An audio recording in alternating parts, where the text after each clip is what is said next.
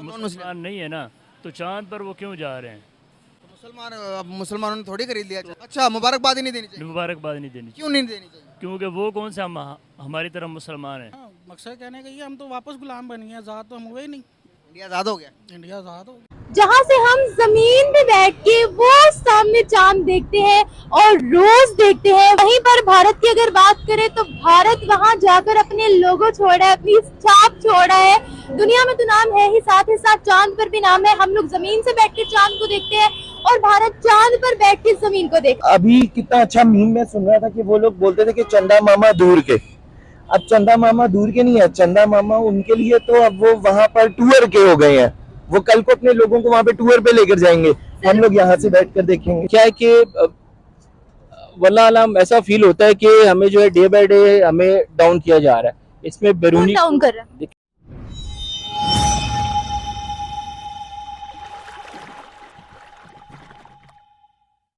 हमारा पड़ोसी मुल्क इंडिया चांद पर पहुंच गया। चांद पर पहुंचने की खुशी में जितने भी मुस्लिम कंट्रीज हैं, सब ने इंडिया को मुबारकबाद पेश की और खुशी मनाई कि आप चांद पर गए। हमें बहुत खुशी हुई, जिसमें सऊदी अरब, दुबई और मिडल ईस्ट सारा ही शामिल है और पाकिस्तान भी इसमें शामिल है।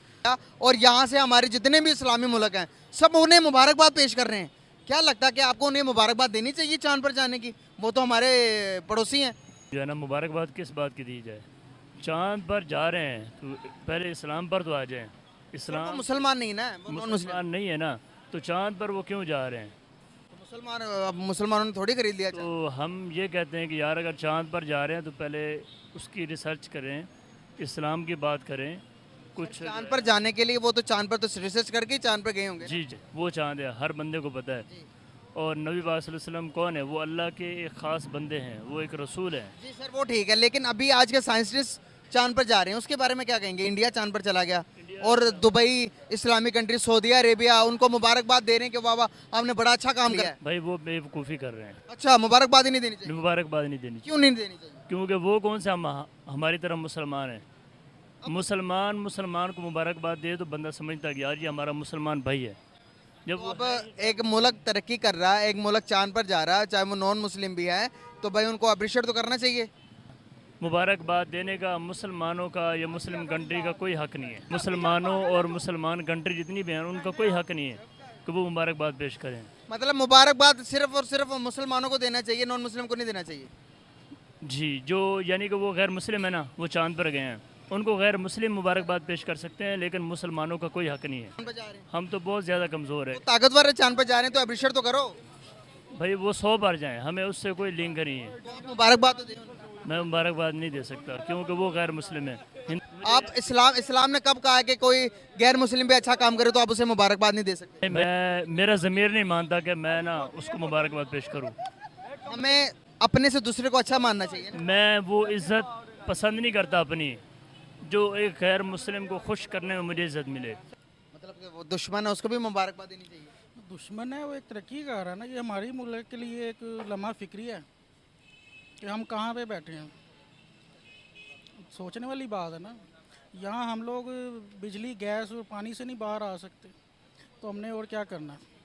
आप ये देखें हमारे मुल्क में सारी टेक्सटाइल मिल्स बंद हैं।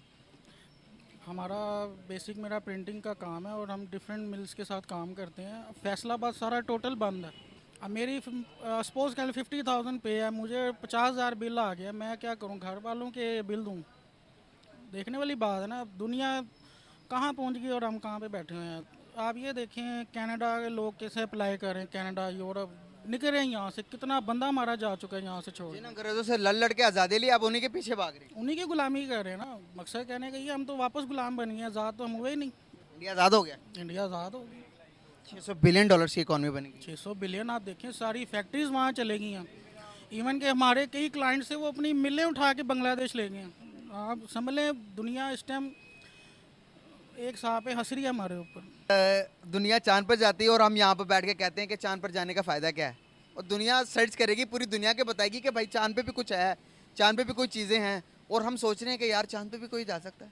कि क्या पूरी दुनिया, नासा, अमेरिका के बड़े बड़े कंट्रीज, दुबई, सऊदीया, हर कोई कंट्री उनको मुबारकबाद दे रही है।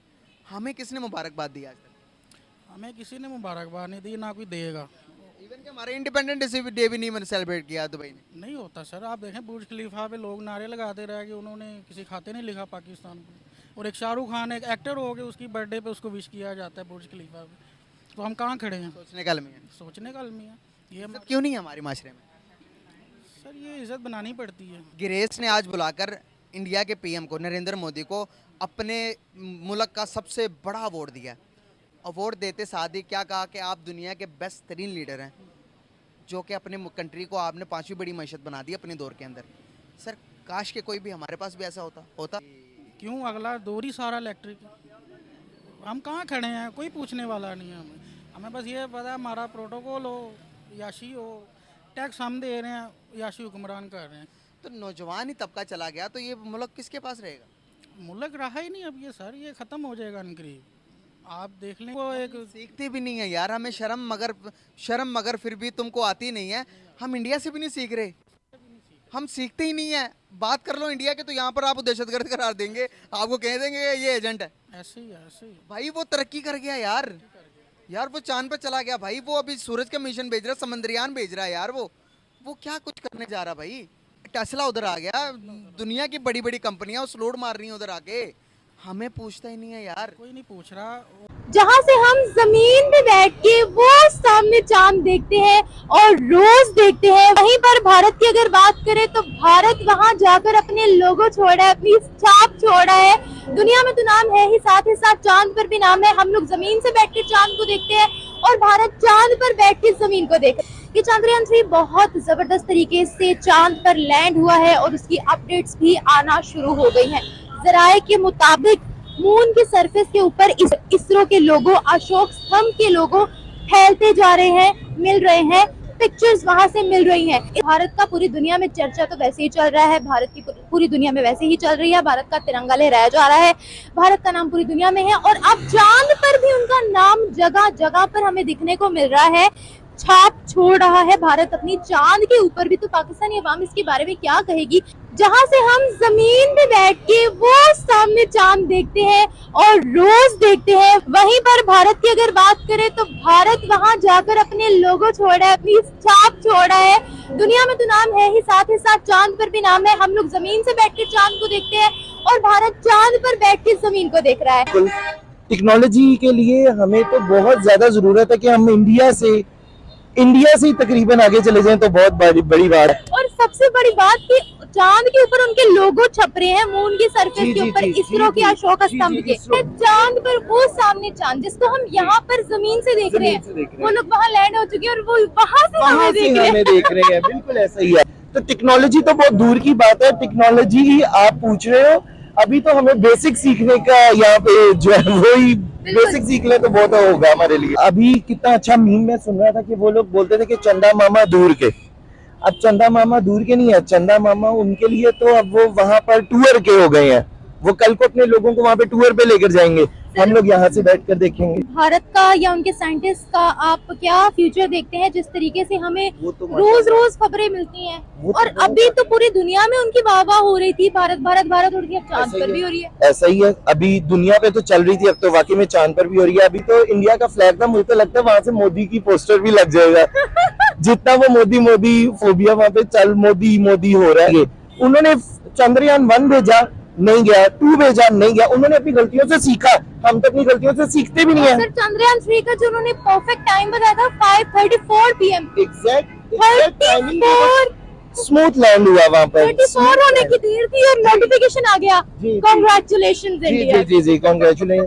अब आप देखो, सबसे पहले दुबई ने उन्हें कांग्रेचुलेट किया, फिर उसके बाद US नासा ने उन्हें किया, अमेरिका ने किया, पूरी दुनिया में उनकी वाह हुई कि इंडिया चांद पे लैंड कर गया। नहीं, वो स्पार्को इसरो से 100 साल पीछे है। 75 लगा, हम उनसे पहले थे। हाँ, चले 75 लगा लें। हमने 75वां यौम आजादी मनाया ना, 77 साल हो गए हमें ये भी नहीं पता कि हमें 75 हुए हैं या 77 हुए हैं।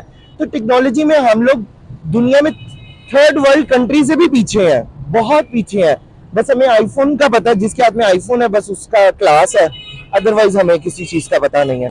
रिस्पेक्ट बनाने के लिए झंडा लगाए, इस तरह रिस्पेक्ट नहीं होगी, कामों से होगी। कामों से होगी, बिल्कुल आपकी बात को मैं तायद करता हूँ, आपकी बात की कि कामों से होती है। अभी इंडिया ने अपने आप को रिकग्नाइज कराया, काम के बलबूते पे रिकग्नाइज करवाया, उनका तो तिरंगा ऊपर स्पेस में लहराया स्पेस था। में लहरा गया है। और आप देखो कि हर दुनिया, दुबई ने अपना एस्ट्रोनॉट भेजा हुआ है इंटरनेशनल स्पेस स्टेशन में, वो वहां से तस्वीर शेयर करता रहता है अक्सर। मैं तो वो देख के, भाई हम तो अपना एक बंदा इंटरनेशनल स्पेस स्टेशन क्या, चांद क्या, हम तो एक रॉकेट अभी ट्राई भी नहीं कर सके कि ट्राई ही कर लेते, चलो ना पहुंच पाते लेकिन ट्राई तो करते हैं एटलीस्ट।